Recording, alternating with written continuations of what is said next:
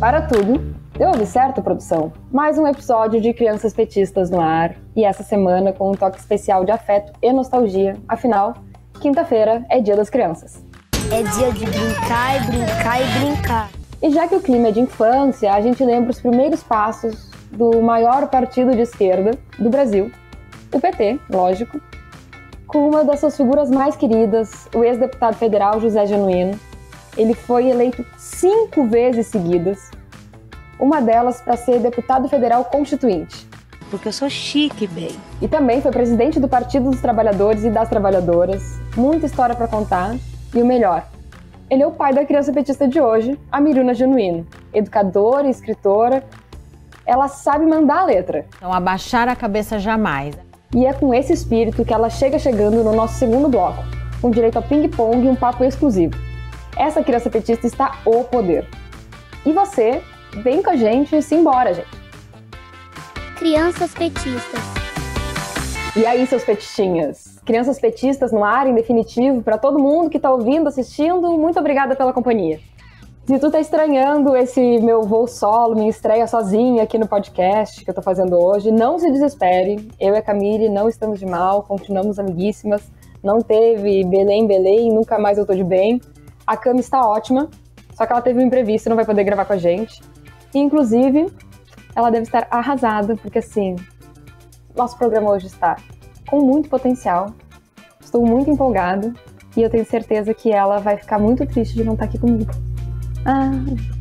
Porque assim, nosso primeiro convidado é um verdadeiro ícone. E ele nasceu em Quixeramobim, no sertão do Ceará. Ainda menino, ele andava 14 quilômetros todos os dias no sol para poder estudar. Começou na militância ali pelos 19 anos no movimento estudantil, quando fazia filosofia e direito na Universidade Federal do Ceará. Lutou contra o regime militar, é sobrevivente da guerrilha do Araguaia, foi preso político, ou seja, sentiu na pele o que é viver numa ditadura. E não é à toa, batalhou muito pela redemocratização do Brasil, ajudou a fundar o PT. Ufa! Bom, assim, o resto é história, mas é uma história que a gente relembra aqui, hoje, e faz questão de enaltecer. Então, seja muito bem-vindo, José Genuíno. É um prazer, é uma alegria aproveitar este momento para dialogar com quem quer ouvir memória, principalmente com os olhos do presente e do futuro. Muito obrigada por ter se disposto a vir aqui conversar com a gente. Você que é, assim, um dos fundadores do PT, mas antes eu queria só dar um passo atrás para lembrar como foi sair do Ceará e vir para São Paulo. Que cidade é essa que você encontrou no final dos anos 70? Olha, eu saí de São Paulo, eu saí de Fortaleza e vim para São Paulo por causa da ditadura militar. Eu era estudante da Faculdade de Direito e Filosofia, com o ato institucional número 5, eu fui obrigado a vir morar em São Paulo clandestinamente. Então eu conheci São Paulo clandestino, perseguido pela polícia, com outra identidade, buscando sobreviver politicamente, na época como militante do PCdoB, aqui nessa grande e monumental cidade de São Paulo. Que eu criei laços afetivos muito fortes na cidade, criei uma maneira de sobreviver na cidade de São Paulo, é tanto que depois de 1 ano e meio eu fui para a Amazônia participar da experiência da guerrilha do Araguaia, e ao ser solto, depois de uma prisão de 5 anos, eu vim morar em São Paulo. E tenho, em relação à cidade de São Paulo, algo muito forte nesta cidade, porque foi meu primeiro emprego com carteira assinada, meu primeiro voto, minha primeira campanha eleitoral como candidato e também na fundação do Partido dos Trabalhadores aqui da cidade de São Paulo. Virei corintiano aqui em São Paulo e tenho em São Paulo uma relação de amor, de afeto, por uma cidade que me protegeu muito bem nos anos da ditadura e deu as oportunidades do processo de democratização do país. Que lindo. E quando chega até você a ideia de criar um partido de trabalhadores, para quem não tem a dimensão do que vocês enfrentavam, como foi criar o PT nesse cenário? Bem, eu vinha de uma militância política muito engajada, muito radicalizada, que foi a experiência da resistência à ditadura militar no período da preparação da guerrilha do Araguaia. Depois de 5 anos como preso político, na maioria do tempo nos presídios de São Paulo, eu já tinha uma opção política muito clara. E ao participar da redemocratização do país, da luta da anistia, como professor de cursinho, da luta para sobreviver em São Paulo, dos comitês de solidariedade à greve do ABC, eu fui me inteirando desta cidade, das entranhas políticas de São Paulo. E o movimento pela criação do PT, eu participei do movimento, dos debates, das reuniões, das assembleias, até chegar o momento que eu me filiei ao PT como militante do diretório que eu estou filiado até hoje, aqui do Butantã, onde eu moro, e participei da sua primeira campanha eleitoral em 1982, quando o número do PT era 3 e não 13. Sim, e ainda falando um pouco naqueles primeiros anos, a gente tem aqui uma foto muito especial, ainda mais nessa data de Dia das Crianças, que a produção vai compartilhar na tela pra gente. Para quem está só ouvindo, o ano era 1983. Na foto, o super pai José Genuíno, de cabelo e barba preta, camisa branca, está segurando no colo a filha, a Miruna Genuíno. E a Miruna tá com um conjuntinho vermelho, com pássaros e balões, porque um colinho assim, cheio de amor, é sempre motivo de festa, né? Então, deputado, a sua filha nasce mais ou menos na mesma época da criação do PT. Como foi se dividir entre família, partido, obrigações de deputado? A Miruna nasceu praticamente um ano depois da fundação do PT. Ela nasceu em 81, a fundação do PT foi em 80. E um ano depois eu estava participando da primeira campanha eleitoral para deputado federal, em 1982, e a Miruna tinha um ano de vida. E foi uma experiência muito rica, porque o próprio nascimento da Miruna trouxe à tona, na minha experiência com a sua mãe, a Rio, com que eu vivo até hoje, uma relação, uma vivência muito forte sobre as marcas da ditadura que nos atingia de maneira irremediável. E essas marcas a gente foi convivendo com elas.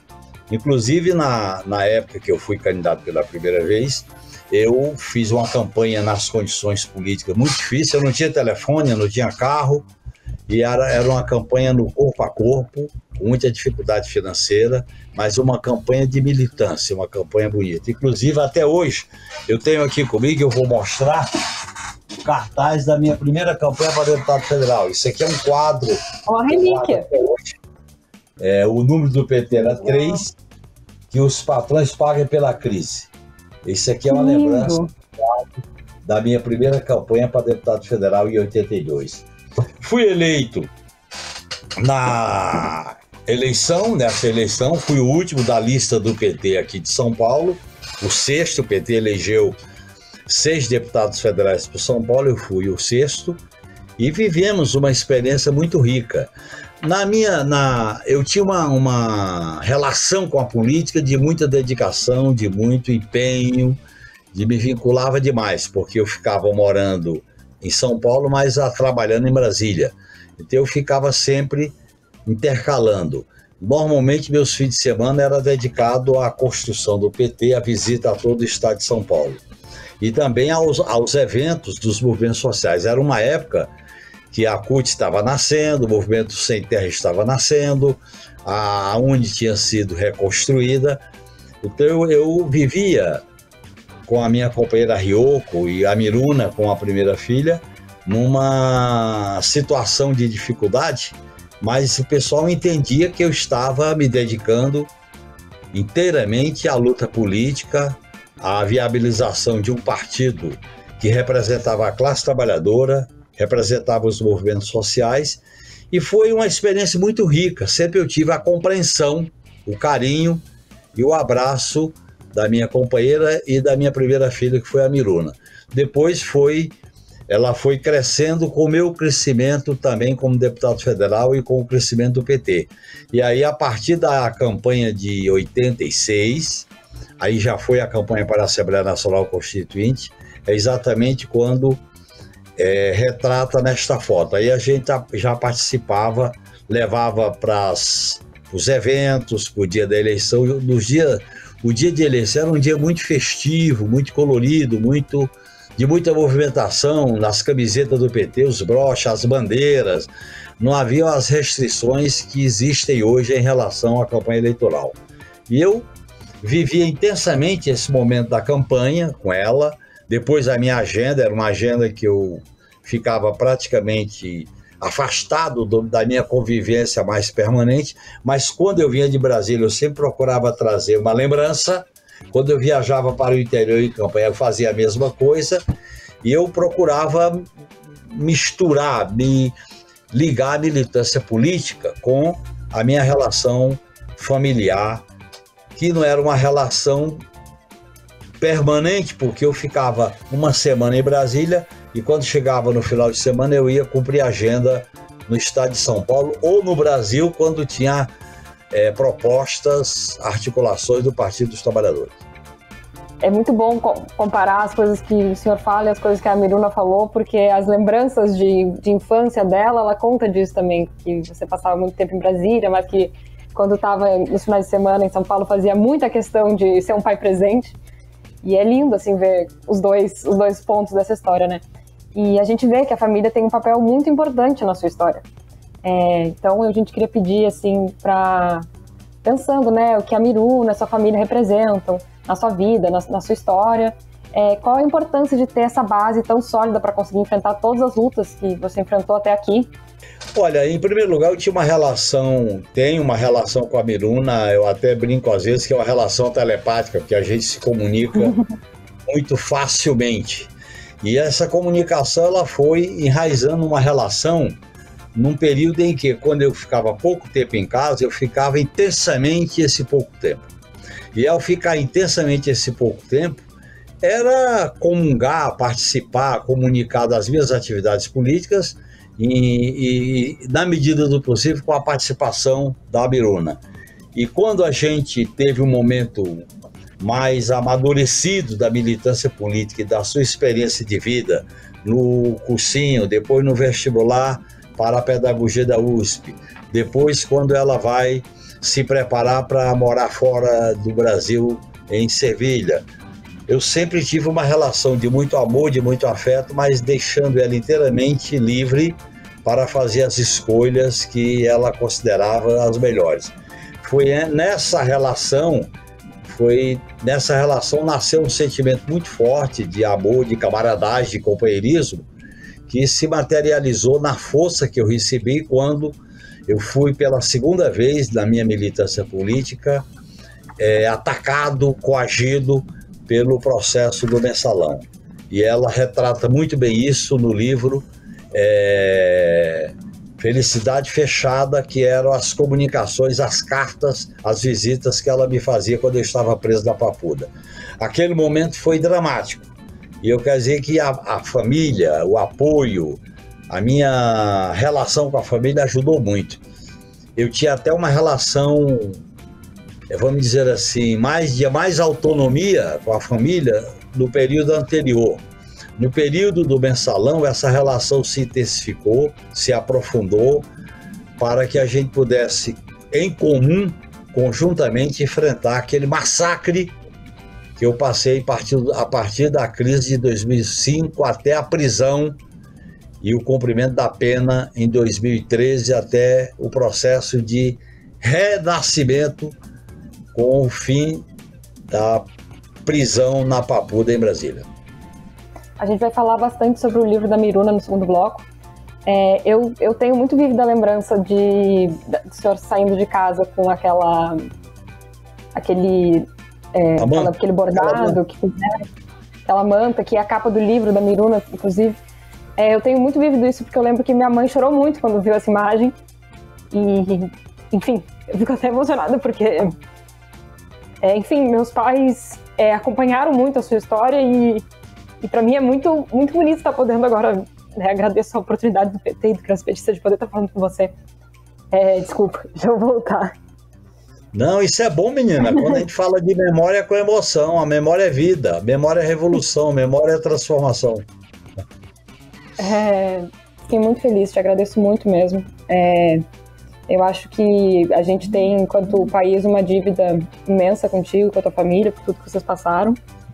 E eu não falei com a Miruna quando a gente estava gravando, mas vou falar para o senhor que Quando eu estava na escola, eu tive uma professora de sociologia, e foi bem na época, estava no final do ensino fundamental, no período do mensalão, e eu tinha uma professora de sociologia muito legal, a Carla, que levou sua história, seu caso, para conversar em aula, e eu entrei numa briga enorme com alguns colegas, que eu estava numa escola que era construtivista, mas que tinha um número grande de pessoas de direita.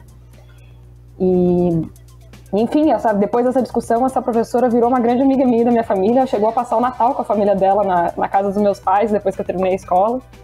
Então, fico muito, muito emocionada de estar aqui contigo, porque é realmente assim, uma das pessoas que eu mais admiro na história política recente do nosso país. É isso aí, companheiro. Muito obrigado. Eu estou emocionado também. A sua emoção chegou a mim. E a gente faz uma entrevista que não é só a racionalidade do que a gente fala, é também essa relação de afeto, de amor, de dedicação a objetivos sublimes que a gente busca construir. Muito obrigado de coração, viu? Muito obrigada. Gente, que emoção. Se você teve que pegar um lencinho desses do outro lado, comenta aqui no programa, vamos conversar sobre isso, porque assim, eu realmente também não esperava que fosse ficar desse jeito. E no segundo bloco, a gente tem outra convidada muitíssimo especial, que é a filha do Genuíno, a Miruna, de quem ele falou com tanto carinho nesse primeiro bloco com vocês. Ela vem participar do nosso ping-pong e falar um pouco do livro que escreveu sobre o pai. Mas enfim, isso e muito mais é depois do nosso quadro volante. Então, fiquem com a gente. Do fundo do baú. Do fundo do baú é aquele momento em que a gente relembra as bandeiras, adesivos, acessórios e roupas que são parte do acervo da família PT. E como o programa de hoje é em homenagem ao nosso querido José Genuíno, o Do Fundo do Baú traz uma camiseta da campanha dele para governador de São Paulo em 2002. Põe na tela aí, produção. Para quem tá só ouvindo, a camiseta da campanha do Genuíno tá numa foto mandada pela Dona Yolanda e tem para mais de 15 pessoas reunidas, gente. Era a família toda junta, torcendo pelo Brasil na Copa de 2002. E aí, claro, tem gente com camiseta da seleção, mas Dona Yolanda não. Ela tava com a camiseta do Genuíno governador, que na época já era pentacampeão em mandatos no Congresso. É penta! É penta! Zé Genuíno já tinha levado as eleições de 82, 86, 90, 94 e 98. E a Dona Yolanda tá no cantinho esquerdo da foto. Repare na camiseta branca com a logo da campanha, uma letra G enorme de Genuíno, terminando numa estrela. Um clássico da militância paulista, item de colecionador hoje em dia, gente. E detalhe, que a Dona Yolanda é mãe de uma pessoa muito querida da nossa equipe, a Carlinha, que também foi criança petista. Ou seja, pelo conjunto todo da obra, a camiseta da Dona Yolanda merece muito um selo do fundo do baú. Crianças petistas. E é pegando carona na estrela da Dona Yolanda que a gente chega no segundo bloco do Crianças Petistas. E lembrando que para participar do podcast é só mandar sua foto, seu comentário para Crianças Petistas no Instagram e no Facebook e @criaspetistas no Twitter, ou mandar para as redes sociais do PT, que é @PT Brasil. Hora de chamar para conversa a criança petista que apareceu na foto do primeiro bloco. Ela que estava ali no colo do pai, enquanto ele ajudava o PT a dar os primeiros passos e crescer como partido. A educadora, escritora, Miruna Genuíno. Seja muito bem-vinda.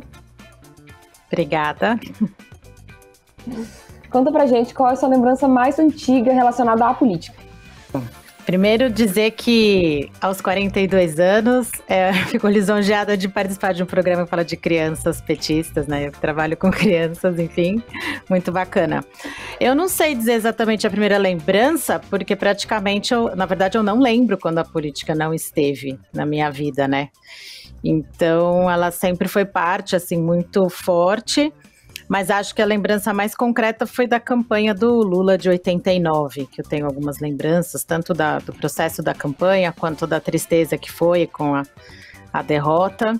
Eu lembro bastante, assim, das campanhas do meu pai mesmo. A primeira que eu lembro Melhor foi a de 94, que aí eu consegui já participar mais, né? Mas flashes, assim, eu tenho vários, né? Porque foram muitas carreatas, comícios, reuniões que eu sempre tinha que acompanhar ali meus pais, né? Porque minha mãe também sempre foi muito ativa nas campanhas do meu pai. E assim, você cresceu todo um ponto de vista privilegiado, vendo de perto os bastidores do crescimento do PT. A sua casa era um ponto de encontro? Tinha aqueles almoços que acabavam virando reunião? Na minha casa não tanto, sabe? Meus pais, eles sempre tiveram, apesar de tudo que a gente, toda intensidade, eles sempre tiveram uma preocupação de manter o espaço familiar de uma certa maneira preservado, né? A gente nunca foi morar em Brasília, por exemplo. Minha mãe quis manter a nossa residência em São Paulo, então durante a semana ele não ficava aqui. Então, a gente também nunca morou, né? É a casa que ele mora até hoje, né? Um sobrado ali, não teria como fazer tantos. Tinha algumas reuniões, mas ela foi mais ponto de encontro na época que ele estava enfrentando o julgamento, as acusações. Nas épocas de campanha, não. A gente que ia em outros lugares, né? Eu que ia com eles, assim, para outros espaços. Como era para ti, criança, conviver com essas pessoas que já estavam pensando no futuro do país? Olha, era um sentimento bastante contraditório, porque eu tinha, desde muito cedo, eu fui tendo muito orgulho da história do meu pai, também da minha mãe, né, porque ela também foi uma militante na época da ditadura, também enfrentou, foi presa também como ele, e eu soube, é isso, eu sempre soube da importância que aquilo tinha para ele, para minha família, os valores que ele defendia, e eu encontrava com pessoas, vivenciava as pessoas falando com ele nas ruas e agradecendo, né, o papel que ele tinha. Mas eu também tinha o sentimento de uma criança que gostaria de ter uma família um pouco mais normal, porque eu tive que vivenciar muitas ausências, né, assim. Ele nunca podia me buscar na escola, era muito difícil. Durante a semana a gente tinha uma certa dificuldade para transitar ali na nossa vida cotidiana, de fazer coisas na escola, casa dos amigos, porque meu pai não estava, minha mãe não dirige. Muitos eventos ele deixou de comparecer, né? Então essas são marcas que ficam e que a gente... Mas tudo era muito conversado, sabe? Meu pai conversava muito, depois quando ele estava presente, ele fazia questão de ser extremamente presente, né? Então, acho que de alguma maneira a gente foi com isso construindo uma relação muito bacana, né? Sim, mas que bonito ouvir esse lado também, né? Que a gente não ouve, a gente vê só as famílias de fora e aí a gente acha que é uma coisa, né? Que a família dos outros sempre funciona.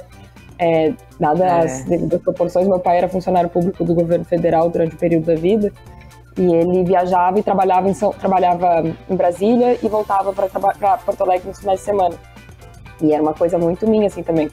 Quando eu era criança, teve uma festa de aniversário de um amigo meu da escola e que o meu pai foi me levar e aí esse meu colega, que era aniversário dele, perguntou quem era, né? E eu disse, meu pai. E ele olhou para mim e disse assim, tu tem pai?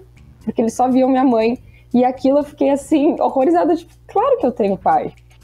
Sim, meu Deus, só nunca vê ele, porque ele nunca me busca na escola, ele nunca me leva, só no final de semana. Também quando chegava os finais de semana, meu pai ficava tanto tempo fora que ele queria ficar fechado em casa, assim, fazendo coisas em casa, marcar coisas em casa, ele não queria marcar coisas na rua, então ninguém nunca via ele. Mas vamos voltar. O meu pai nesse sentido sempre foi muito... Ele fazia assim de um tudo pra gente quando ele tava no final de semana. Levar o circo do Jaspion ao Play Center, ele enfrentava, sabe assim? Ele tinha essa clareza, assim, de que realmente durante a semana ele acabava não participando de muita coisa, né? Então, a gente enfrentava, mas tinha a sua dor também. Eu não deixo de trazer isso porque foi uma marca, né? Teve vezes que eu gostaria que ele fosse menos ocupado. E assim, de reunião em reunião, de construção em construção, o seu pai chegou ao segundo turno da eleição do governo de São Paulo. E a gente tem uma foto muito fofa pra mostrar, que a produção vai botar aí na tela. Tá só ouvindo. A Miruna tá de camiseta vermelha, uma estrela. tá dando um abraço bem apertado no pai. Conta pra gente o que estava acontecendo ali, como foi aquele dia, até o resultado da apuração. Essa foi uma campanha muito forte, muito intensa, né, para mim, para minha família. Era a primeira eleição para um cargo majoritário, a gente estava muito habituado com as eleições, as campanhas para deputado, né.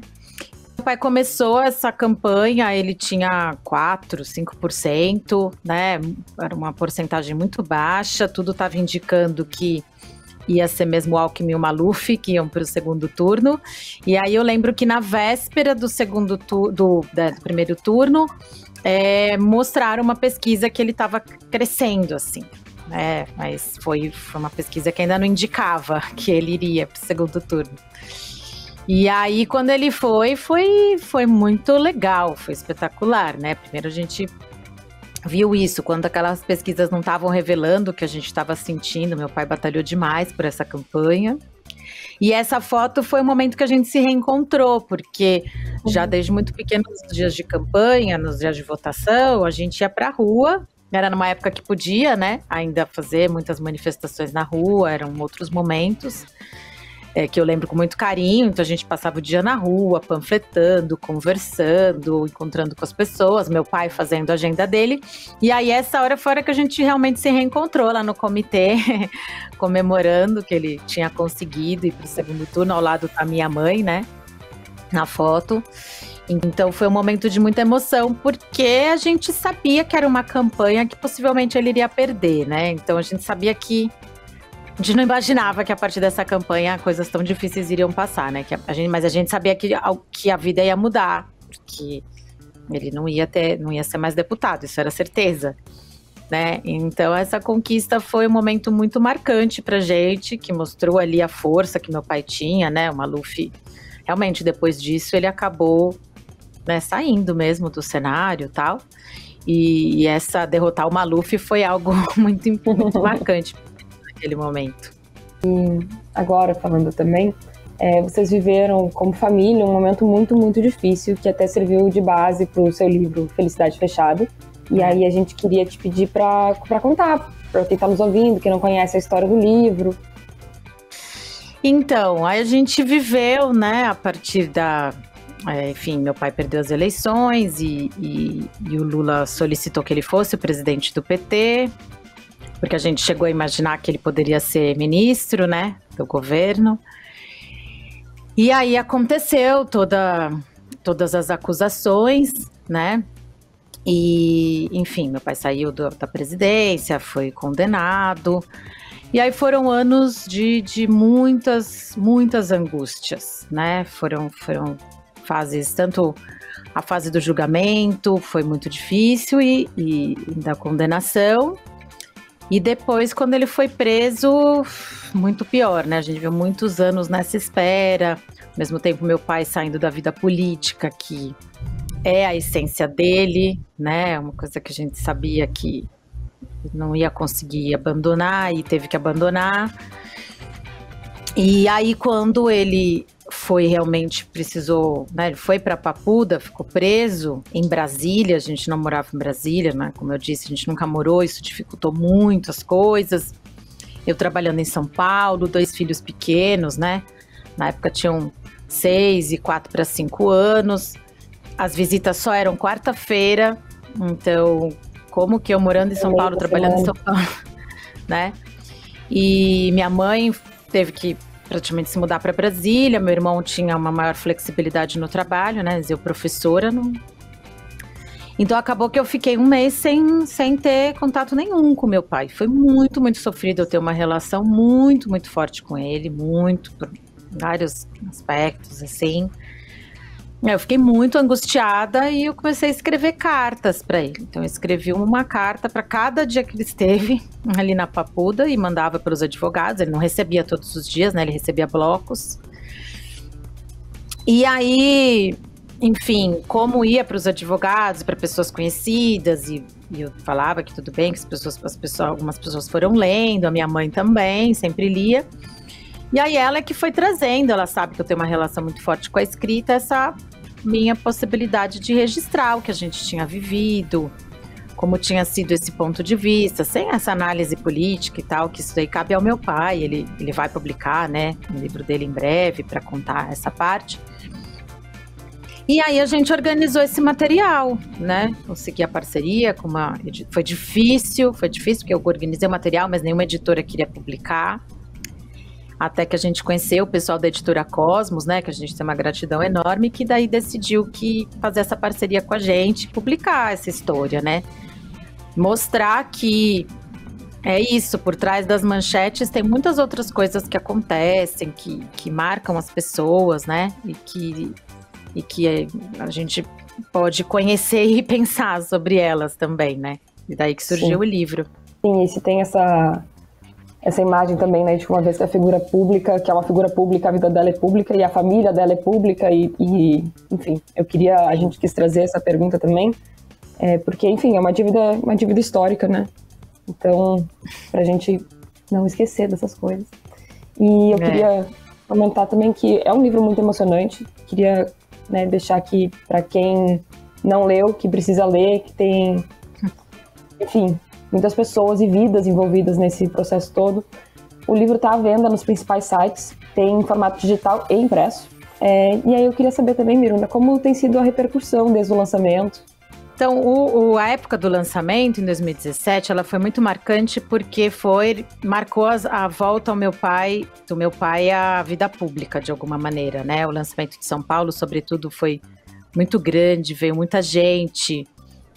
E aí ele conversando, encontrando com as pessoas, tirando um pouco desse receio de falar, de estar perto. Em todos os lançamentos que a gente foi fazendo, né? Porque a gente foi fazendo, foi o de São Paulo, Brasília e Rio, que foram grandes, Belo Horizonte também. E depois a gente foi fazendo algumas cidades, Campinas, Santos, alguns diretórios do PT convidavam a gente. Meu pai sempre fazia questão que eu que ficasse no centro. Ele nunca sentou na mesa para autografar o livro, não queria ser o primeiro a falar. No de São Paulo ele praticamente falou muito pouco, mas aos poucos ele foi falando mais, né? Principalmente quando era muito bem específico do PT, né? Nos diretórios, com aquele pessoal bem raiz ali do partido, aí ele ia falando um pouquinho mais. Então eu vejo, sobretudo, que para mim o principal é que eu fiz o livro para ele. É muito legal receber o retorno das pessoas, até hoje, né?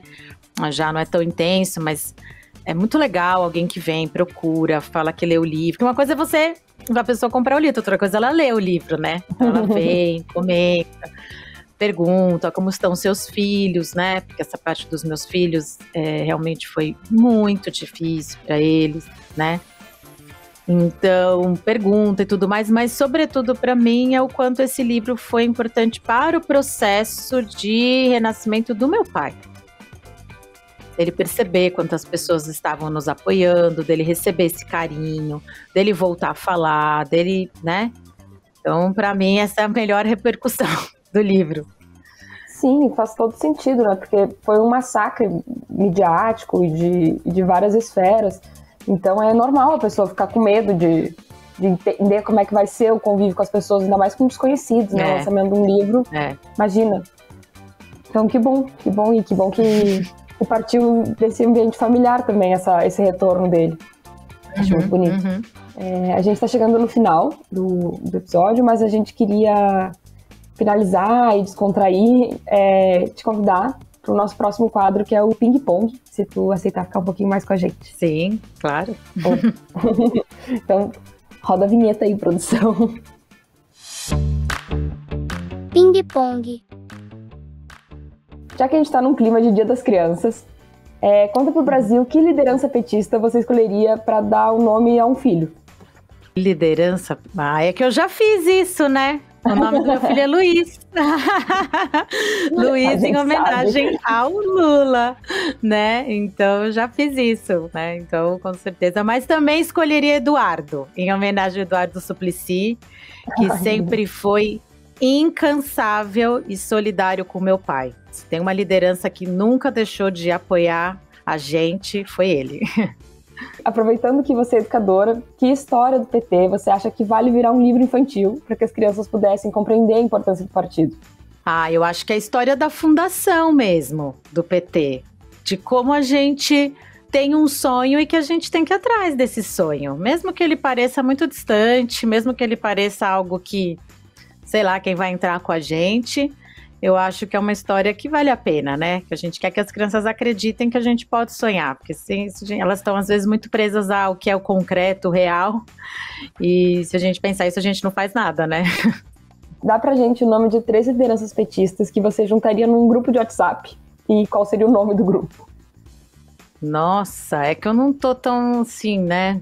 Enfim, 3 lideranças petistas? 3 nomes do PT pra ti. Pode ser assim. Eu colocaria a Glaze, que eu acho que tem uma grande gana ali de fazer as coisas acontecerem, né? Admiro bastante a força que ela tem. Colocaria o meu pai, apesar de não estar atuando ali, mas eu acho que seria um milagre, porque ele não tem WhatsApp, não quer ter, então já que é para imaginar, vou colocá-lo também. E outra liderança, eu colocaria o Haddad, que é de outra geração também, e que eles teriam o grupo Gerações do PT, para ver de que jeitos que eles podem unir as diferentes pontas e pensar que o passado é importante, ter o presente, o futuro, né? Unir todas essas pontas.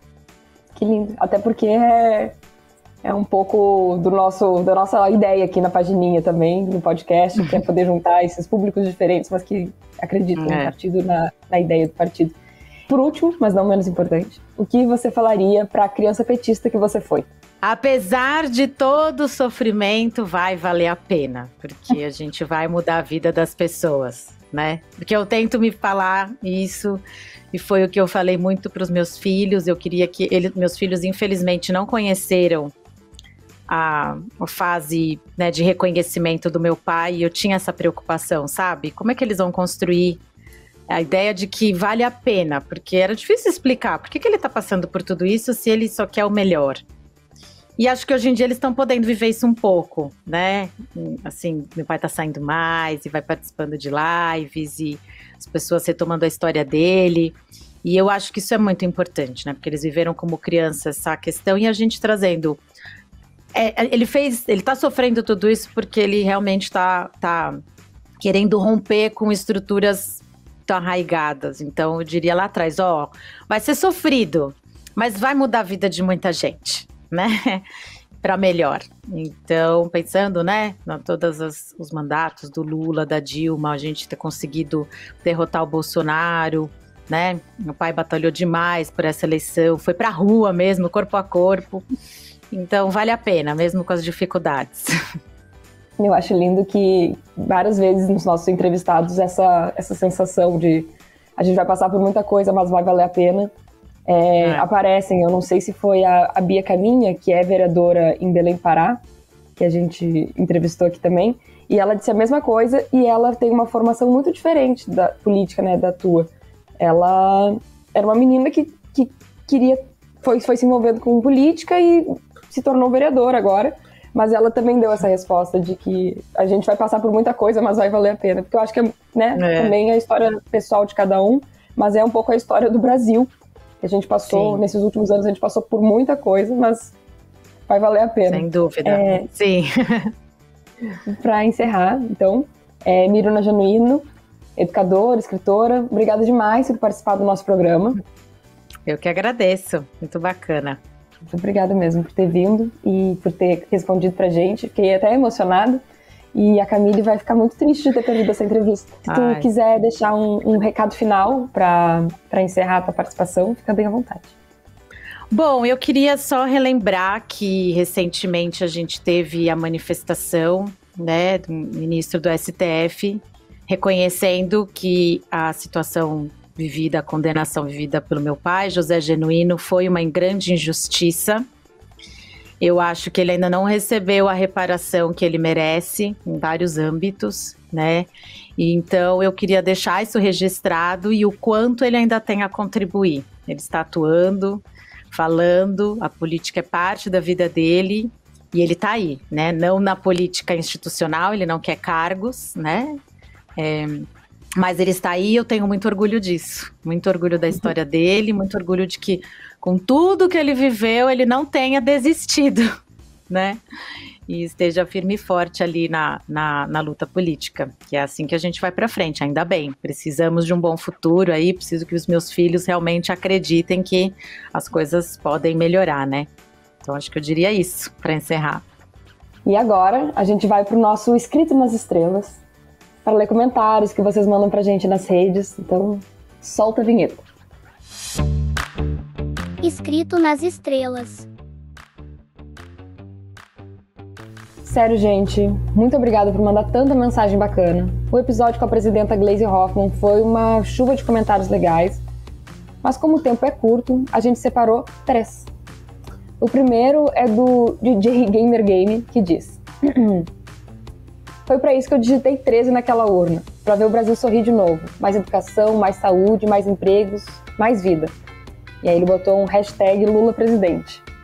E também teve o comentário da Cristina Cavoto. Achei o máximo essa iniciativa do nosso partido. Adoro assistir às suas entrevistas e matérias. Parabéns, meninas. Muito obrigada, Cristina. Parabéns para a presidenta Gleisi também, que arrasa nas entrevistas e estava comemorando seu aniversário com a gente. E muito obrigada pelo carinho. E por último, mas não menos importante, esse comentário ícone na tela para todo o Brasil. Ovacionem a minha avó aqui, vocês que fizeram ela chegar lá, que é a nossa queridíssima que participou do último episódio, com uma participação especialíssima no nosso quadro volante. É a Rafaela, que tem o melhor nome do Twitter. Tirem as crianças da sala, por favor, para poder ler. É assim, ó. Mãe do Satanás. Vocês cataram a referência? É você, Satanás. Dona Clotilde tocando terror no Chaves. Pois é, a Rafaela é a neta da musa icônica de Parintins, que participou do quadro Melhor Idade Petista no episódio da presidenta Gleisi. E a Rafaela agradeceu os seguidores dela no Twitter com a seguinte frase: ovacionem a minha avó aqui, vocês que fizeram ela chegar lá. E lembra aqui, se você também quiser participar, manda foto pra gente. É @criançaspetistas no Instagram e no Facebook e @criaspetistas no Twitter, o famigerado X. E também pode mandar pelas redes sociais do PT, @PT Brasil. A gente se vê e se ouve no próximo Crianças Petistas, sempre no domingo, às 5 horas da tarde. Muito obrigada. Crianças Petistas. Ainda menino, ele andava... Ai, meu Deus, calma, desculpa, alguém deixou cair uma panela aqui na casa do lado. Fez um barulhão. E a Dona Yolanda... Dona Clotilde tocando terror no Chaves. Pois é, a Rafaela é a neta da musa icônica dos... Dona Clotilde tocando terror no Chaves. Pois é, a Rafaela é a neta da música...